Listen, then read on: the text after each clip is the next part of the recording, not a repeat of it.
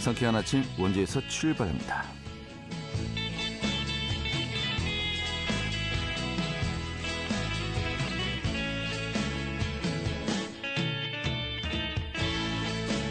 안녕하십니까. 11월 1일 수요일 아침 인사드리겠습니다. 상쾌한 아침 원주에서 출발합니다. 진행의 hen태구입니다. 자, 11월의 첫날이 오늘 전국 대부분 지역이 흐리거나 비가 내리겠습니다. 이 비는 밤에 대부분 그칠 것으로 보이는데요. 또 비가 내린 곳에서는요, 돌풍과 벼락이 동반할 수도 있겠다고 합니다. 미세먼지 농도는 좋음에서 보통 수준으로 예상되고 있습니다. 오늘 원주 지역의 아침 최저 기온은 12도였고요. 낮 최고 기온도 23, 4도 정도로 예상되고 있습니다. 환절기에 건강관리 유의하셔야 되겠고요. 오늘 준비한 소식 살펴보도록 하겠습니다. 최근에 원주시정과 관련해서 여러 가지 많은 좀 논란이 일고 있습니다.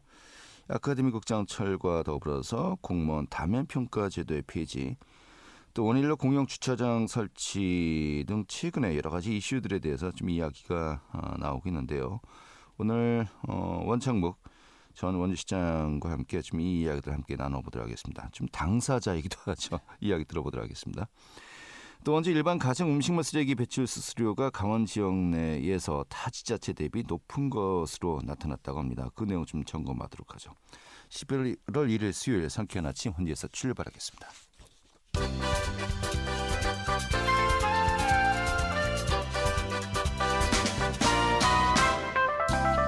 오늘의 뉴스입니다.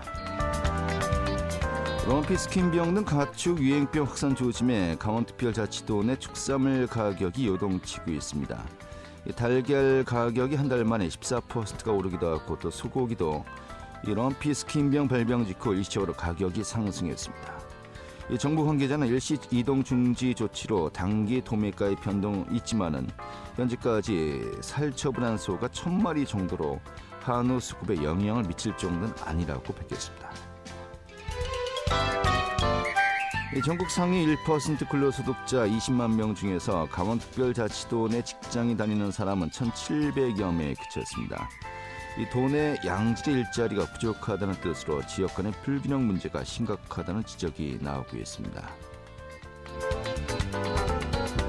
강원특별자치도 농촌에 빈집이 급증하고 있습니다. 이 정부와 지자체 지원 없이 기초지자체가 정비사업비 예산을 전액 부담하면서 이 철거와 활용도 지지부진한 상태입니다. 강원자치도 농촌 지역의 빈집은 지난해 3,886동으로 5년 전에 비해서 48%가 증가했고 전국의 17개 시도 중에서 6번째로 많았습니다. 오늘의 뉴스였습니다.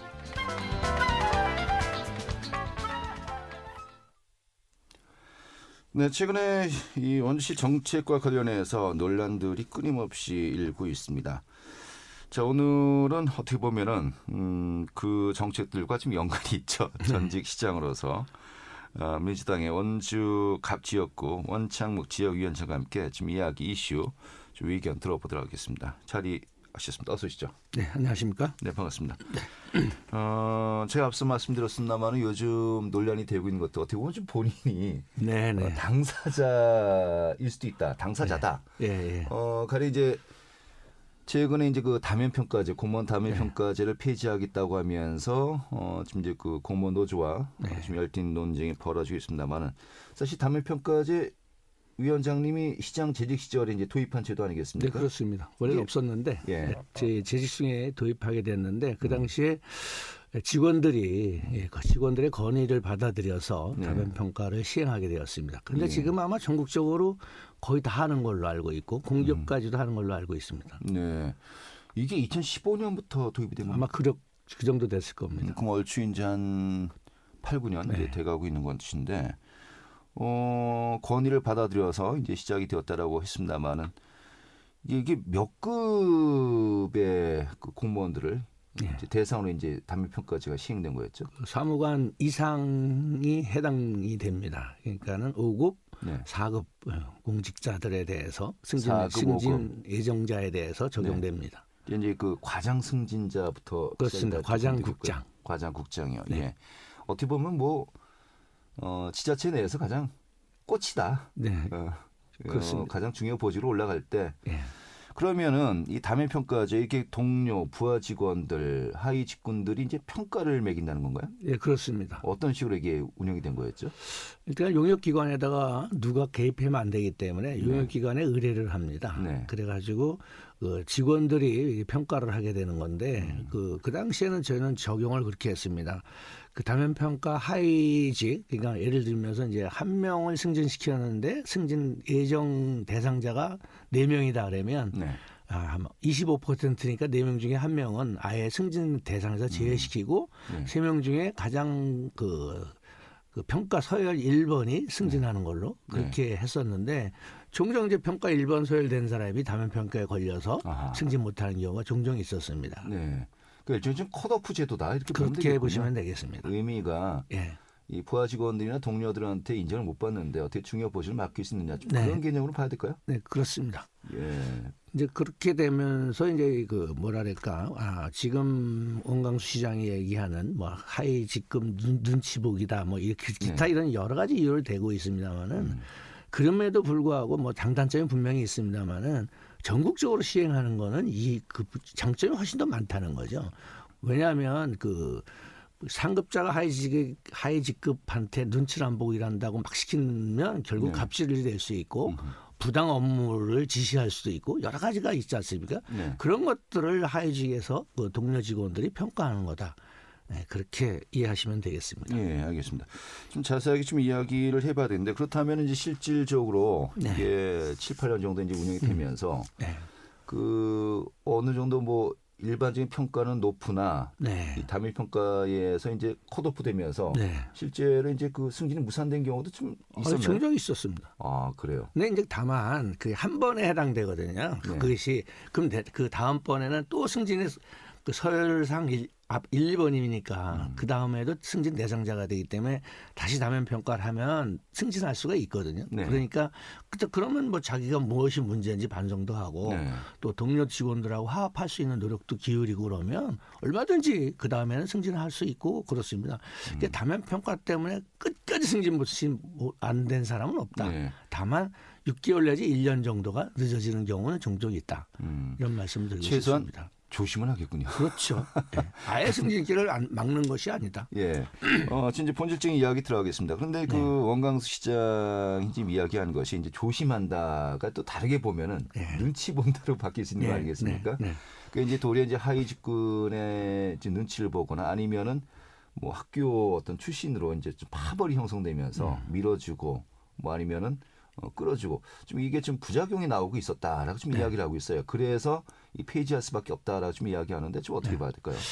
근데 그 원주시 사무관 이상 승진자를 보면 그 쉽게 얘기해서 원주에서 학교 안 나온 승진자들이 어마어마하게 많습니다. 비율도 상당히 높고 그렇기 때문에 그건 기후에 불과한 일이다. 저는 그렇게 말씀드릴 수 있고 학연이나 혈연이나 이런 것은 하지만 정말 나아가 요즘 특히 젊은 그 직원들은 그 부당 업무 지시나 이런 건 거의 못 참겠습니다. 말도 안 되는 걸 갖다가 강제적으로 뭐 업무를 지시하고 그러면 굉장히 짜증도 나고 그런 걸 잘 참지 못하니까 그런 부분은 방지하는 데 있어서는 훨씬 더 긍정적이다. 부당 업무 지시나 그다음에 그 조직 간 부서 간의 이렇게 화합이나 이런 것을 감안했을 때 다면 평가가 아까 말씀드린 것처럼 뭐 강제 눈치를 봐야 되고 뭐 기타 혈연 학연이 흐를 수 있다 이런 것들은 그 득에 비하면 훨씬 더 그 부분은 그 부분보다는 다면 평가에서 함으로써 얻는 게 훨씬 많다. 이렇게 말씀드릴 수가 있겠습니다. 그리고 이제 지적을 하고 있는 것이 이것이 뭐 원주시가 좀 특이한 경우가 아니고 아까 말씀하신 것처럼 이제 전국적으로 확산되는 분위기지 않습니까? 뭐 서울시 같은 경우도 현재 5군만 그 다면 평가 대상이었습니다만 이제 앞으로 더 상위 직급까지 확대하겠다라고 이제 이야기하고 있고요. 그래서 뭐 시대에 좀 역행하는 것이 아니냐라고 좀 이야기하고 있습니다만은 이게 또 이제 그 인사 기준이지 않습니까? 인사 기준은 뭐 일단 한번 만들어지면은 최소한 1년 이상의 유예 기간이 둬야 된다. 이게 규정이 또 이제 정해져 있는 건가요? 아마 그렇게 돼 있어서 그 노조에서 발표하는 거에 의하면 뭐 노조에서도 다 공무원들이기 때문에 그 법령이나 이런 거에서 굉장히 해박하고 정확하게 알고 있죠. 그래서 그 부분에 대한 위반이 발생됐다니 된 거기 때문에 지금 노조에서 그 부분에 대해서 언급을 하는 것 같습니다. 예, 뭐 감사원은 감사 청구도 하고 예. 뭐 실시할 예정인 것 같습니다만, 이제 제가 보니까 지방공무원법 대통령 시행령을 보면은 인사 기준이 바뀌었을 때는 1년 이상의 유예 기간을 둬야 된다라고 이제 또 문구가 있더군요. 그 부분을 좀 이야기하는 것 같습니다만은. 자, 그리고 이 다면평가제 폐지가 이제 가시화되면서 원주 공무원 노동조합에서 바로 또 이제 조합원들을 상대로 공무원 직원들 대상으로 이제 설문조사를 했어요. 네. 700명 중에서 한 500명 정도 했으니까 이제 많이 했고요. 또 참여자들 중에 뭐 85%, 6%, 뭐 거의 절대 다수가 다면평가 이제 유지를 이제 이야기하고 있었거든요. 이 부분이 결국 이제 공무원들 또 직원들의 어떤 사기 좀 분위기에도 크게 많이 영향을 주지 않을까 하는 또 우려가 있습니다만 어떻게 보십니까?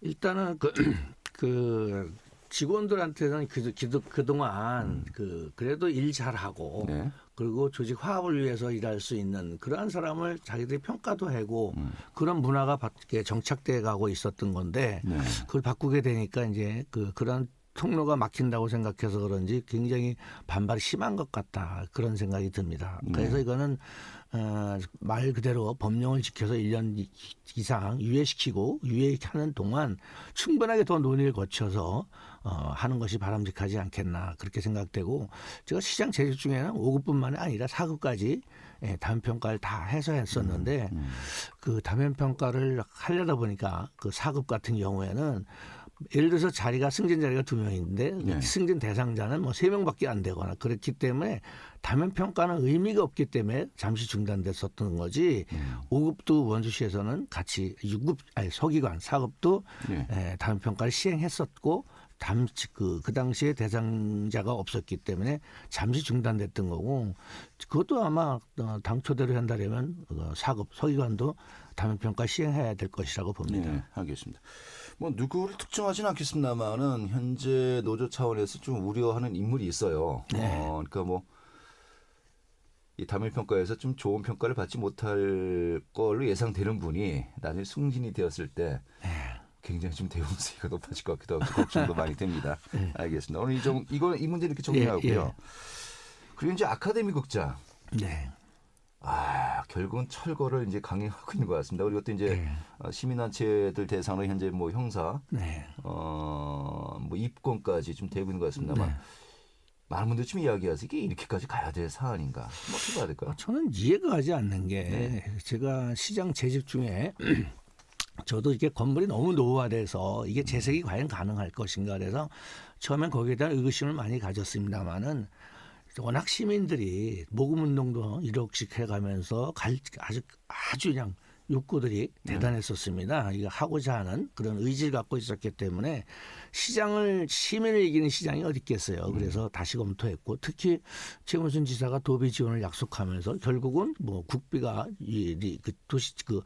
아카데미 극장을 재생하는데 60억 중에서 30억을 국가에서 지원하고 그러니까 도비 30억 아니야 국가에서 30억 그러니까 도비 30억 국비 30억 아니 60억 중에서 국가에서 30억 도에서 9억 그래요. 그래서 원주시가 21억만 부담하면 그것도 원주시에 쓰여질 거고 특히 원주시 공연장이 없습니다. 굉장히 부족한데 그래서 지금 그 문화원에도 한 200석 정도 규모의 공연장이 만들어놨는데 거긴 예약할 수가 없을 정도로 그만큼 그래서 실내 공연장이 모자르기 때문에 그건 실내 공연장도 쓰고 우리 아카데미의 추억을 공유하면 그리고 국비 도비도 다 지원했는데 다 반납하면서 저렇게 철거하는 거는 30억을 같은 결국 반납을 할 수 없는 거죠. 그러니까 이게 이해할 수가 없는 거예요. 그 운영 경비를 이야기하는데 이제 문화재청에서 문화재를 이제 지정을 하겠다 이제 공고까지 하지 않았습니까? 그렇게 되면 나중에 운영 경비도 이 지원이 충분히 가능하지 않았었나요? 저는 그렇게 생각하는 거죠. 문화예술이나 이런 것은 운영비 생각하면 아무것도 할 수 없습니다. 예를 들어서 뭐 경로당을 그 운영비 걱정하면 경로당 짓지 말아야죠.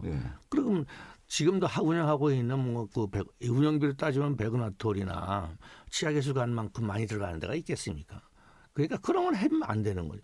우리 시립교향악단 합창단 운영하는데 한 60억 이상 들어가는데 그럼 그거 하지 말아야죠. 그냥 운영비를 걱정하면 아무것도 할 수 없는 거고 문화예술을 통해서 그 도시민에 대한 자긍심이라든가 삶의 질을 향상시키는데 초점이 있는 거지. 운영비 과연 또 얼마나 되겠어요? 대관료 받으면 되는 거고. 그리고 이제는 어떤 뭐 목적을 떠나서 이 철거를 강행하는 쪽과 이 반대하는 측에 정말 이 감정이라고 해야 될까요? 네. 이게 굉장히 서로 심각한 단계까지 지금 악화가 된 것 같습니다. 근데 시는 시민들과 싸우면 안 되는 거예요. 저는 시장 재직 중에 항상 그런 얘기를 입버릇처럼 얘기했습니다. 죄송합니다. 민주당을 지지하는 사람이나 국민의힘을 지지하는 시민이나 다 내 시민이고 다 원주 시민이다. 이런 얘기를 많이 했고 통합과 화합하기 위해서 굉장히 많은 그 노력을 했고 그거는 대부분 시민들이나 우리 공무원들도 다 인지하는 사실입니다. 그렇게 가야 되는데 이걸 자꾸 갈라치기 하고 그러면서 뭐 갈등의 골이 깊어져서 감정 싸움으로 가고 이러는 것은 정말 바람직하지 않은 거다. 알겠습니다. 그런 말씀을 드리고 싶습니다. 한 가지만 더 이제 이야기하죠. 네. 저희 이제 KBS 원주방송국으로 오실 때 이제 원인을 통과해서 오셨습니다만은 요즘 차가 많이 막혀요. 아니 근데 그것도 이해가 안 가는 게 아니 어떻게 출근 시간에 공사를 할 수가 있을까? 출근 시간은 피한 다음에 공사해야 되는데 까딱하면 늦을 뻔했습니다. 알겠습니다. 그러니까 출퇴근 시간들이 약간 이제 제외하고 해야 될 텐데 좀 부분에 대한 이제 그 부분에 대한 이제 세심한 배려가 부족하다. 뭐 그 부분 충분히 다 알겠고요. 일단은 이제 화단을 기존의 화단을 철거하고 거기 주차 자리를 이제 확보하겠다는 거 아니겠습니까? 그런데 좀 많은 분들이 이야기하시는 것이 현재 그 일방통행이지 않습니까? 이게 양방통행을 하기 위한 뭐 사전 전제 뭐 작업 아니냐라는 시각도 있는데 어떻게 받을까요? 불가능하고 그거는 왜냐하면 양방통행으로 그 원래 양방통행을 하는 걸 일방통행으로 했지 않습니까? 그때 속도 개선 효과가 34% 되고 저쪽 원주역 그 당시 원주역에서부터 그 남부시장 쪽으로 가는 데는 신호등 하나도 안 걸리고 그냥 너무 빨리 다녀가지고 중간에 일부러 신호가 빨간 등이 걸리게끔 하면서 속도를 조절할 만큼 주행 속도가 개선됐거든요. 그리고 교통량도 거의 30% 이상이 늘어났고 차가 잘 빠지니까 원일로나 강변도로를 가던 차들이 원일로를 많이 이용하게 됐고 그런 걸로 생각해 보면 도저히 그건 불가능하고 아마 그 제가 얘기 듣기로는 양방통행으로 용역을 맡기려고 그랬는데 교통 전문가들이 단 한 군데서도 그 용역은 못하겠다 그래서 업체를 못 구해서 못했다는 얘기가 들었습니다. 그렇다면 이번에 이 화단을 제거하고 주차장을 이제 설치하겠다라고 하는 것은 뭐 그건 아니다. 뭐 그렇게까지 이제 볼 필요는 없다. 네, 그렇습니다. 그렇다면 지금 이제 주차면이 상당히 많이 부족하기 때문에 그 부분은 어떻게 보면 그 시정 행정을 책임지는 분으로서 뭐 선택할 수 있는 또 사안을 좀 봐야 되겠군요. 전 그게 물론 뭐 상황에 따라 맞다고 보면 할 수도 있는데 좀 교통 전문가들이나 이런 분들한테 좀 상의 좀 해서 했으면 좋겠다. 만약에 거기다 주차장을 만들었을 때 그 교통 흐름에 얼마나 영향이 있는지. 저는 죄송합니다만 저는 원래 도시공학 교통공학을 전공했으니까 기본적으로 그 정도는 알잖아요. 30년에 얘기 들어서 이제 저도 익숙하고요. 그래요. 그러니까 저는 그걸 가지고 이게 문제가 예상되거나 그러면 그 용역도 맡기고 전문가한테도 자문도 구해야 되거든요. 근데 걱정되는 건 지금 그 원일로가 3차선 아닙니까? 한 차선은 버스 택시 승강장으로 쓰고 있고 두 개 차선이 주행 차선인데 왼쪽에다가 그 주차장을 만들면 그러니까 좀 안에 이제 들어가는 자리로 들어가는 자리 들어갔다 나갔다 그 주차장으로 들어가고 나가는 그런 도로 기능밖에 안 되기 때문에 주행 차선이 안 되는 거죠. 엄청나게 원일로는 이제 도로 기능을 상실할 거다. 도리요. 아예 상실할 거고 그리고 또 하나는 뭐냐면 안전한 도시가 안 된다. 왜냐하면 차를 세웠다고 보시면 조수석에 내린 사람은 어떻게 내리냐 이거 시야도 잘 가려서 잘 안 보이는데 문 열다가 뒤에서 주행한 차에 받칠 수도 있고 굉장히 불안하다 이거 차고 그다음에 그 파킹했다가 출발할 때도 마찬가지 굉장히 불안한 마음들을 가질 수밖에 없는 거고 또 하나는 지금 35대 만들겠다 그랬는데 지금도 10대는 있어요. 그게 조업 주차장으로. 근데 그럼 25대를 흘러야 하는데 지금처럼 주차 계획을 뭐 6m로 하게 되면 안 되고 한 7, 8m를 긋게 되면 저건 20대도 안 나온다. 그럼 20대를 위해서 저걸 아름다운 경관을 다 때려부셔서 저렇게 앞으로 안전하지 못한 도시를 만드는 게 주행 속도를 떨어뜨리는 게 과연 맞는 거냐. 고민해야죠. 참 모시고 할 이야기가 많은데 벌써 이제 시간 다 되었고요. 그렇습니까? 우리는 이제 짧은 것 같지만은 듣는 분들은 굉장히 길었습니다. 좀 하나하나 좀 자주 뵙고요. 이야기 좀 들어보도록 하죠. 오늘 좀 전반적으로 좀 이야기 나누는 정도로 만족해야 될 것 같습니다. 네, 오늘 고생하셨습니다. 감사합니다. 더불어민주당 원주갑의 원창목 지역위원장이었습니다.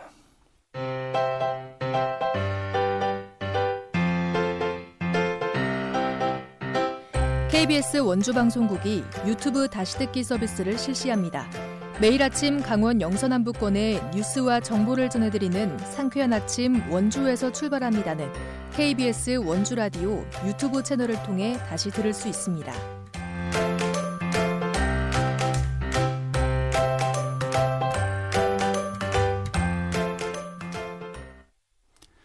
네, 원주시 음식물 쓰레기 배출 수수료가 강원 지역 다른 곳에 비해서 좀 높은 것으로 나타났다고 합니다.